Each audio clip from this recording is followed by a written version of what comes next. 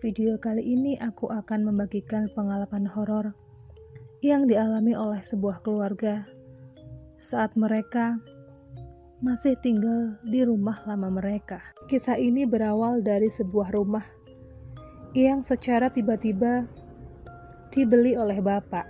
Setidaknya itu kata beliau, karena aku dan ibu tidak pernah melihat sertifikat atau diajak ngobrol soal rencana beli rumah ini. Dan umumnya beli rumah baru, perabot yang kali pertama dibeli biasanya seperti tempat tidur, lemari pakaian, meja kursi, atau alat elektronik.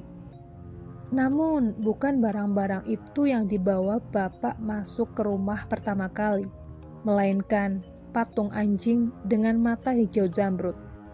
Patung anjing yang dibawa bapak itu adalah replika dari anjing German Shepherd. Anjing itu dibuat dalam posisi duduk dengan kepala tegak. Tingginya sekitar 1,5 meter, tinggi dan besar. Patung itu juga menyambutku dan ibu ketika kali pertama menginjakan kaki di rumah itu. Ketika ibu bertanya dari mana rumah dan patung anjing itu berasal, bapak menjawab itu dari temannya. Sejak pertama kali masuk ke rumah itu dan disambut oleh patung anjing bermata hijau zamrud itu, aku dan ibu sudah menduga kalau ada yang tidak beres dengan rumah ini. Rumah seluas 300 meter itu menyimpan banyak kenangan mistis. Tidak butuh waktu lama buat bapak dan ibu untuk mengisi rumah baru kami.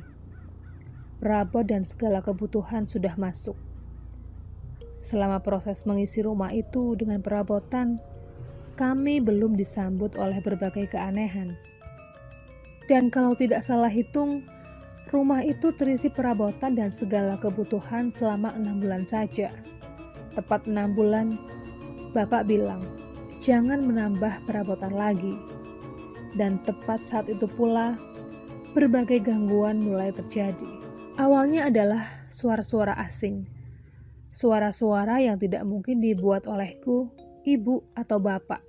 Awalnya suara itu didominasi oleh suara anak kecil, suara tawa, tangis, dan panggilan. Ada anak kecil yang memanggil namaku di suatu siang. Setelah suara anak kecil, disusul suara nenek-nenek. Setelah suara-suara, benda-benda kecil mulai bergeser dari tempatnya. Keluarga kami punya kebiasaan untuk meletakkan kunci kendaraan di suatu tempat, yaitu sebuah fruit bowl dari kaca.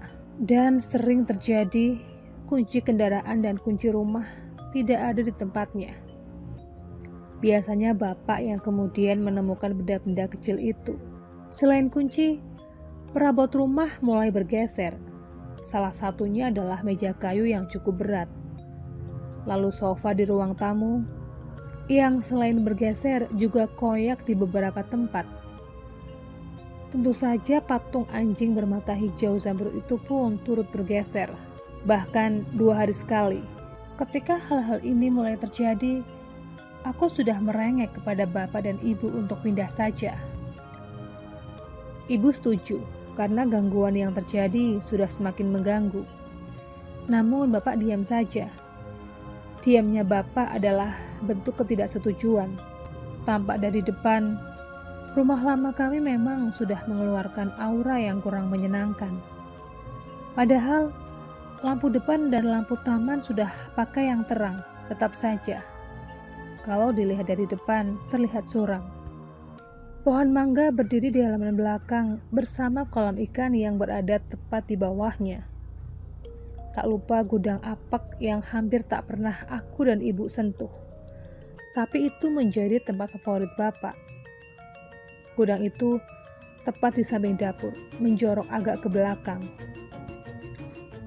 Di dekat dapur, ada sebuah lorong pendek menuju kamar ART dan tempat mencuci baju. Lorongnya pendek saja, tetapi agak redup karena tidak ada lampu di sana. Selain gangguan suara dan bergeraknya barang-barang kecil, ada beberapa kejadian besar dan paling berbekas di ingatan aku dan ibu. Ibuku adalah ibu rumah tangga biasa yang sangat suka memasak dan membuat kue.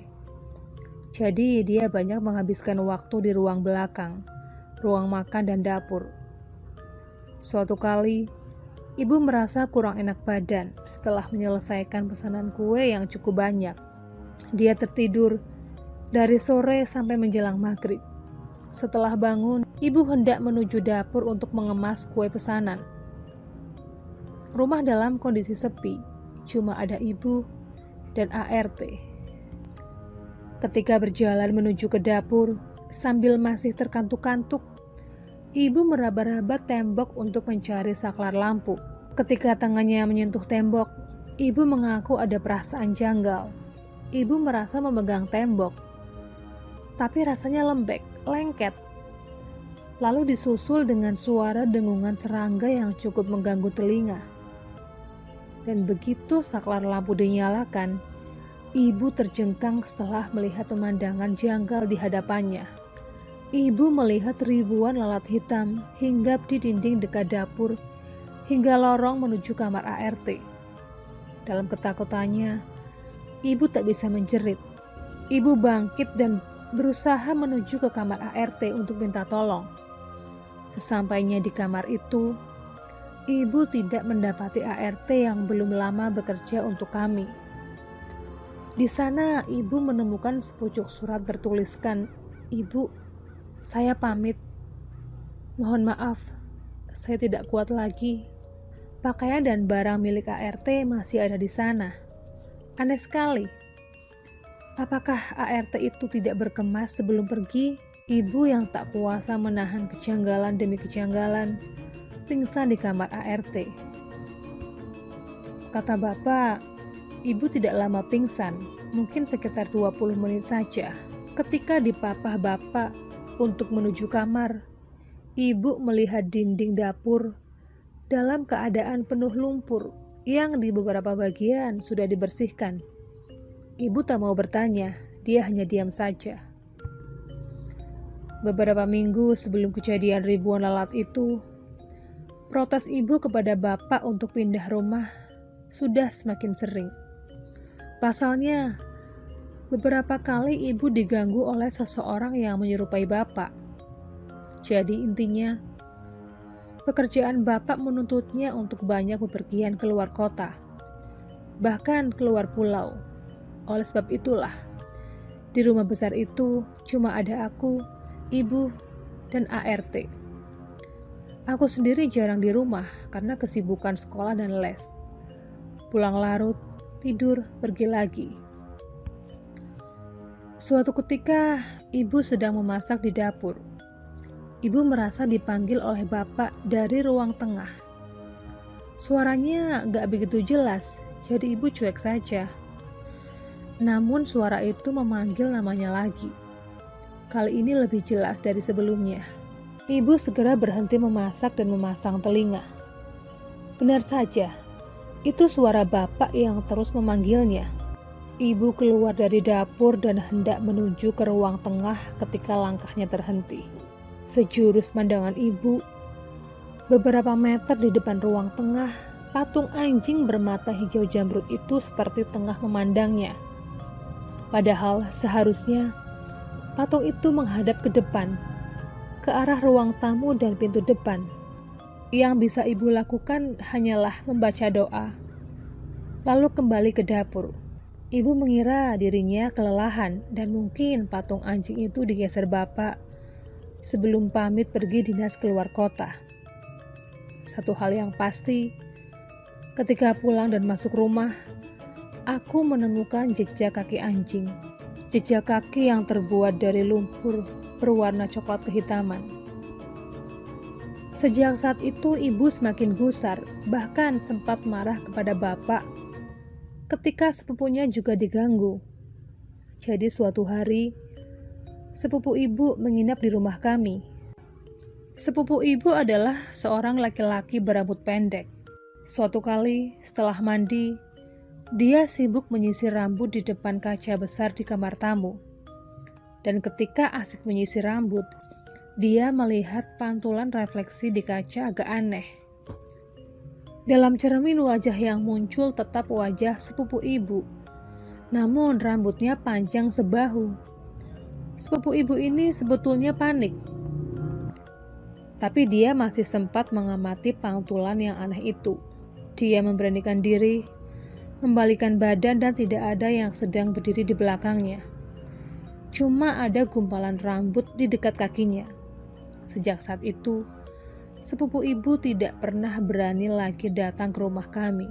Suatu ketika, ada satu cerita aneh, seram, tapi agak lucu, menimpa seorang tukang siomay langganan kami. Suatu sore, di jam biasa dia lewat depan rumahku. Tukang siomay itu seperti melihatku di dekat rumpun pohon melati. Dia bahkan ngotot melihatku sedang berdiri di tengah pohon melati sambil membelai seekor anjing. Iya mbak, aku lihat begitu. Tapi mbak kok pakai daster? Biasanya pakai jilbab, megang-megang kepala anjing. Tentu hal ini aku ceritakan kepada ibu. Tambahan cerita yang semakin menguatkan niat ibu untuk segera pindah.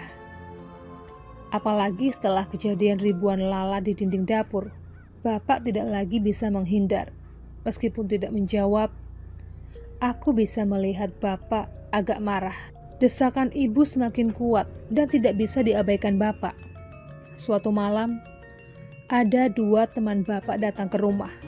Mereka membawa beberapa orang lainnya.